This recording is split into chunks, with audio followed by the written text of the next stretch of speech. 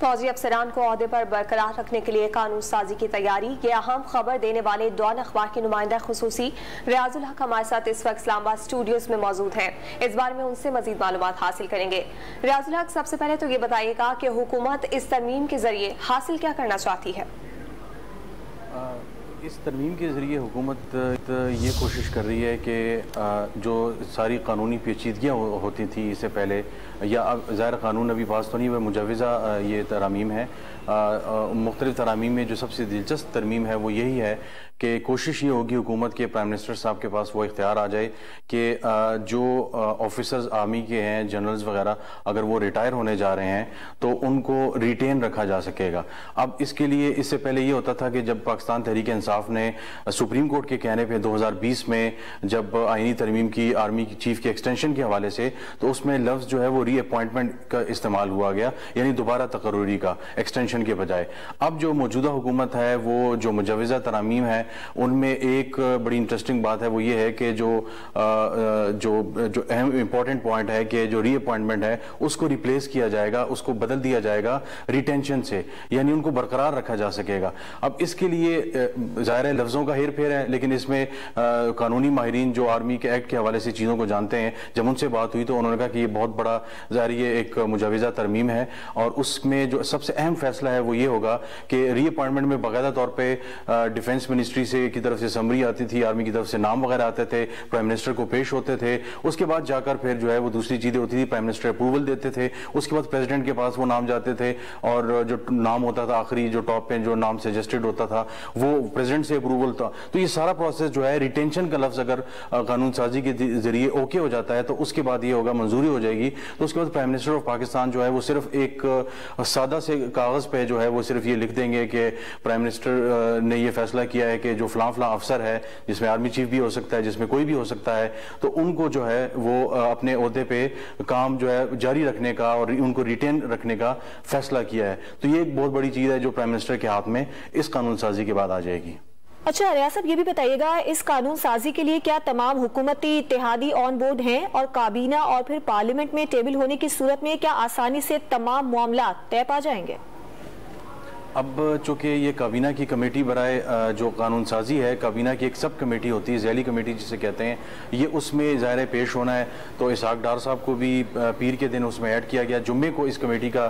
जो है वो CCLC जो कमेटी है उसका इजलास होना था, वो कैंसिल किया गया। पीर के दिन इसहाक डार साहब को इसमें ऐड किया गया ताकि चीज़ों को तेज़ी से आगे ले जाया जाए। और उसके बाद अब आज कल या परसों में उसका इजलास होगा। तो CCLC से जब इजलास हो जाएगा तो उसके बाद ये बाकायदा तौर पर काबीना के सामने रखा जाएगा। तो काबीना में ज़ाहिर है उसको डिस्कस होगा, उसमें इत्तेहादी भी मौजूद होंगे, पीपल्स पार्टी वगैरह तमाम जमातें खुल पे इस पे बहस करेंगी। उसके बाद अगर काबीना इसकी मंजूरी दे देती है तो उसके बाद बाकायदा तौर पे ये पार्लियामान में पेश किया जाएगा। चूंकि एक्ट में तरमीम है तो एक्ट जो है वो पार्लियामेंट ने पास किया होता है, तो इसको बाकायदा तौर पर पार्लियामान के सामने पेश किया जाएगा, पहले नेशनल असम्बली में, फिर उसके बाद पास होगा तो ज़ाहिर ये सेनेट आएगा और पार्लियामेंट से पास होने के बाद इसको सदर के सामने रखा जाएगा। तो वक्त हुकूमत के पास ज़ाहिर है बहुत कम है और ये अगले जो 72 घंटे हैं, 48-72 घंटे, उसमें इन्हें ये सारी जो है वो कानून साजी ये सारा कुछ करना होगा। तो ज़ाहिर है एक रेस है, इसके लिए देखना होगा कि हुकूमत कितनी जल्दी कामयाब होती है ये कानून साजी करने में।